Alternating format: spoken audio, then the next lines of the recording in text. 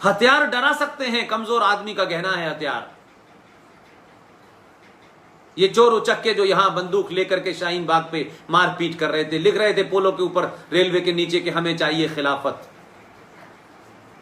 ये खिलाफत स्थापित करना चाहते हैं इस देश में। पाकिस्तान बन गया इसलिए कि उस वक्त सत्ता पे कुछ कमजोर और बौने लोग थे। कश्मीर बन गया कि कुछ सत्ता पे बौने लोग थे, इसलिए 370 और आर्टिकल 35 दे करके, एक अलग विधान दे करके, एक अलग संविधान दे करके, एक दो झंडे दे करके, ये सोचा उन्होंने कि शायद देश के अंदर ऐसे ही लोग आते हैं। लेकिन जब कभी कोई एक वडनगर से चल के पहुंच जाता है तो फिर वहां तिरंगा ही नजर आता है, फिर न दो विधान नजर आते हैं, न दो संविधान नजर आते हैं, और फिर देश को तोड़ने वाली ताकतें कहती हैं कि हमें जेलों से आजाद मत करो। और उनके आका पड़ोसी पार्लियामेंट में खड़े होकर के कह रहे हैं, चिल्ला चिल्ला के कह रहे हैं कि देखिए वो जो मुल्क है, जो इस्लाम का ठेका जिनके पास है, जो मोहम्मद साहब ने उन्हें सौंपा है, वो अपनी पार्लियामेंट में कह रहे हैं कि यूएन सिक्योरिटी काउंसिल का भारत टेम्परेरी मेंबर बना है, तो इसमें तो कोई बड़ी बात नहीं है। मैं भी मानता हूं कोई बड़ी बात नहीं है, कई बार बन चुका है। उनकी तकलीफ दूसरी है। वो कह रहे हैं पार्लियामेंट में खड़े होकर के कि भारत टेम्पररी मेंबर बना है। भैया इसमें कोई बड़ी बात नहीं है, लेकिन बड़ी बात यह है कि 192 देशों में से 184 देशों ने उसे वोट दिया है। उनका डर टेम्परेरी नहीं है, उनको यह मालूम है कि जो स्थिति दुनिया के अंदर बदली है, जो भारत के सनातनी युवाओं ने बदली है, जो भारत के सनातनी दुनिया के अंदर बैठे हुए हैं, हर देश में बैठे हुए हैं, वो एक सनातनी होके सोच रहे हैं। जो गद्दार इस देश के यहां से, चाहे वो अमेरिका में हो, चाहे वो इंग्लैंड में हो, चाहे वो कनाडा में हो, वो गद्दार आज भी वही काम कर रहे हैं जो शाहीन बाग पे है। शाहीन बाग के सपोर्टर इन देशों में भी मिल जाएंगे, लेकिन सनातनियों का ताकत, उनका पुरुषार्थ इतना है कि उनको लग गया है कि भारत के अंदर सनातनी खड़ा हो गया है। अब वो अपने छोटे मोटे ऊंच नीच जाति में नहीं बट रहा है। इसलिए बाहर में भी जो लोग हैं उनको समझ आ गया है, उनको समझ आ गया है। इसलिए भारत की सत्ता को यह पता चल गया है कि पूरी दुनिया ने तय कर लिया है कि चाइना, जिसे हमने भीख में 1950 में यूएन सिक्योरिटी काउंसिल की सीट हमारे बौने नेताओं ने दे दी थी, आज की भारत की बदली हुई परिस्थितियों में, विश्व की जो परिस्थितियां बदल रही हैं, ये चाइना एक बीमारी का वायरस दे भेज करके पूरी दुनिया को डराना चाहता था। पूरी दुनिया डरी, पूरी दुनिया में लाखों लोग मरे, लेकिन भारत के सनातनियों ने अपने यहां अपने संस्कारों से, अपनी सभ्यता से, अपने मूल्यों की ताकत की वजह से इसको बढ़ने नहीं दिया गया। ये बात अलग है कि इस देश में 25 से 30 करोड़ जिहादी इस्लामिक आतंकवादियों ने इस बीमारी को बढ़ाने में कोई कसर नहीं छोड़ी, सब कुछ किया।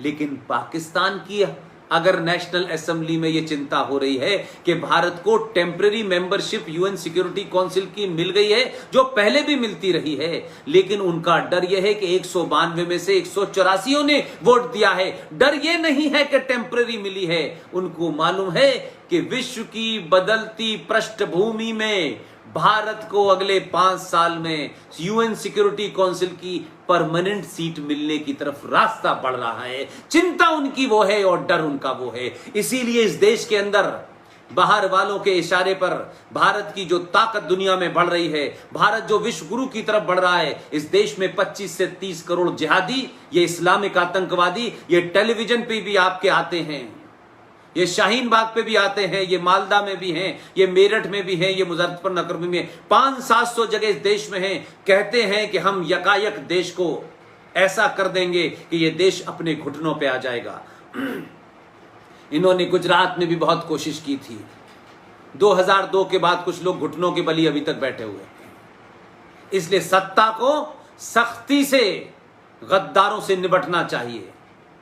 ये किड ग्लव्स, इससे बात नहीं बनेगी। जो राष्ट्र के खिलाफ है उसकी सजाए मौत है। अगर कानून कमजोर पड़ रहा है और राष्ट्रवादियों को लग रहा है कि राज अपनी भूमिका नहीं निभा रहा है,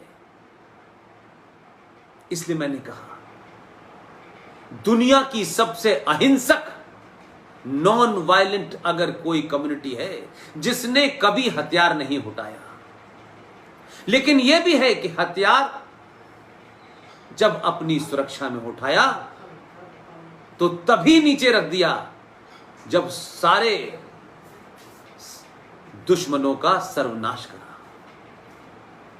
भगवान मर्यादा पुरुषोत्तम राम को जब वनवास हुआ तो अपने साथ में सुविधाओं का अंबार लेके नहीं गए, शरीर पे एक जोड़ी कपड़ा था, लेकिन सब कुछ छोड़ गए, सिर्फ तीर कमान लेके गए। उनको मालूम था कि जिहादी मिलेंगे, उपद्रवी मिलेंगे, दंगाई मिलेंगे, अधर्मी मिलेंगे, उनका नाश करना है। और इतने लंबे पूरे कार्यकाल में अधर्मियों से लड़ते ही रहे।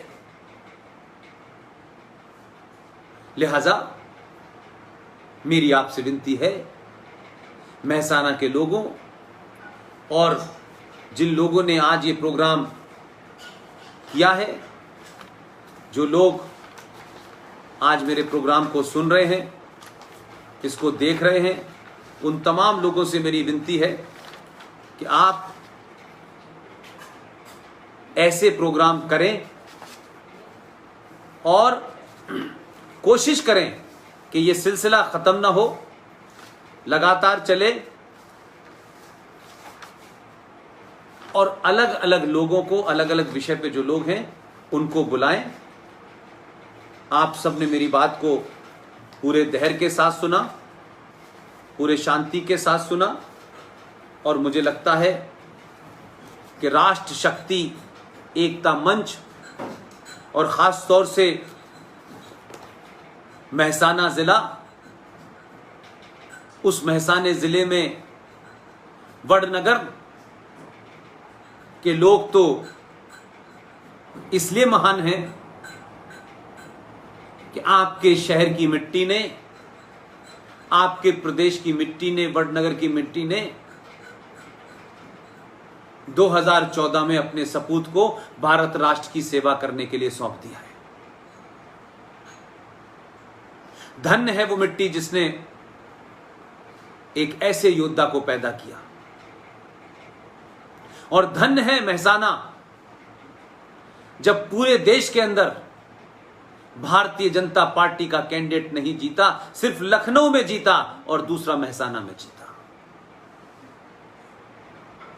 इतनी बड़ी आंधी आई, उसके बावजूद भी आप खड़े रहे, राष्ट्रवादी की ताकत से खड़े रहे। लिहाजा राष्ट्रवाद की मिट्टी में, राष्ट्रवाद की मिट्टी से पैदा होने वाले लोग और राष्ट्रवाद की अलग जगाने वाला मेहसाना का ये संगठन राष्ट्र शक्ति एकता मंच, इसमें तमाम सारे लोग, मैं फिर दोबारा कहता हूं कि इसकी राष्ट्रीय उपाध्यक्ष उषाबेन पटेल साहब, राष्ट्रीय संयोजक धर्मेंद्र भाई शाह साहब, राष्ट्रीय उपाध्यक्ष भारत भाई खुमान साहब, और गुजरात प्रदेश के राष्ट्रीय शक्ति एकता मंच के अध्यक्ष जनाब मेहुल भाई देसाई, आप सबसे मेरी विनती है, गुजरात सबसे अमीर प्रदेश है। गुजरात के लोगों को कहा जाता है ये पैसा कमाते हैं। कुछ लोग उपहास में कहते हैं, मैंने कहा कि अगर पैसा नहीं कमाएंगे तो राफेल सिर्फ गन्ना बेचकर के नहीं आएगा। MiG-29 लेने भारत का रक्षा मंत्री सिर्फ बातों से नहीं आएगा, ये राज्य पैसा कमाता है। फौज में इनके लोग नहीं है, लेकिन फौज के सामान खरीदने वालों में इस मिट्टी का पैसा है। इसलिए आगे की लड़ाई लड़ने के लिए जो राष्ट्रवादी ताकतें लड़ रही हैं, जो राष्ट्रवादी लोग लड़ रहे हैं, जो भी जिस भी सूरत में उनकी आप मदद कर सकते हैं, करिए। जब तक राष्ट्र और राज्य और प्रदेश दंगाइयों से, आतंकवादियों से सुरक्षित नहीं होंगे, सही तरीके से बिजनेस भी नहीं हो सकता। इसलिए समग्रता में देश को बचाने के लिए जो आपका कंट्रीब्यूशन है, उसके अलावा भी छोटे छोटे ग्रुप में ऐसी अलख जग रही है पूरे देश के अंदर कि दुनिया भर के लोग फोन करते हैं। उनको देख के लगता है कि शायद कई हजार सालों के बाद भारतवंशी और सनातनियों को बोध हुआ है कि हम कौन हैं। बहादुर बनिए, किसी से डरिए मत। जो डराए उनकी नस्लों को इतना डराइए कि उनके यहां आपका नाम लिया जाए तो लोगों को डर महसूस हो। और अगर ये डर राष्ट्र को बचाने के लिए जरूरी है तो फिर आप उन्हें डराइए। अगर दामन पे कुछ दाग लगते हैं और ये दाग अच्छे हैं तो फिर कोई बात ही नहीं है, तो लग जाए ये दाग। अगर ये दाग राष्ट्र के लिए अच्छे हैं तो कोई फर्क नहीं पड़ता। हमारी और आपकी कोई हस्ती नहीं है, हम आएंगे जाएंगे चले जाएंगे, लेकिन राष्ट्र बचा करके एक बार चले गए। राष्ट्र की उस मूल्यों को, उस परावैभव को आप अगर मजबूत कर गए तो कोई फर्क नहीं पड़ता। यूं भी जाना है और यूं भी जाना है, रास्ता आपको तय करना है कि कैसे जाना है। आप लोगों ने मेरी बात सुनी, पूरे धैर्य के साथ सुनी। एक बार फिर जगदीश महंत साहब, जिनकी बड़ी कृपा यह है कि वो इस सब के बावजूद भी कि उनके परिवार में वो काफी व्यस्त रहते हैं, बड़ौदा में हैं, लेकिन वो लगातार मुझसे संपर्क में रहते हैं। चाहे राष्ट्र एकता मंच हो या दीगर दूसरे मंच हो, वो लगातार कहते हैं कि पुष्पेश जी, मैं चाहता हूं कि आप, आज हम बुला नहीं सकते, स्थिति ऐसी है, लेकिन इस माध्यम का इस्तेमाल करके आप अपनी बात, जो युवा आपको सुनना चाहते हैं, जो युवा आपको सुनने के बाद उनके अंदर एक उत्साह पैदा होता है, आप जरूर आए। मैंने उनसे कहा है कि गुजरात का ज्यादा हक इसलिए है कि गुजरात के लोगों को अगर ज्यादा समझा दिया, क्योंकि गुजरात के लोग समझे हुए हैं पहले से, कुछ भूल जाते हैं, सिर्फ उनको बताना पड़ता है। इसलिए गुजरात को जगाना, गुजरात में ज्यादा बताना जरूरी है कि गुजरात अगर नहीं होता तो 1947 में गुजरात ने जो गलती की थी, उस गलती को आप सुधार नहीं पाते। और अगर आपने, वडनगर ने नहीं भेजा होता, ये लाल पैदा नहीं किया होता, तो शायद हम और आने वाली जनरेशनें पैदा होने के बाद टोपी लगाती, ऊंचा पजामा और नीचे कुर्ता पहनती, और गली गली मोहल्ले मोहल्ले जिहादी तलवार लेकर के इस देश के सनातनियों को समाप्त कर गए।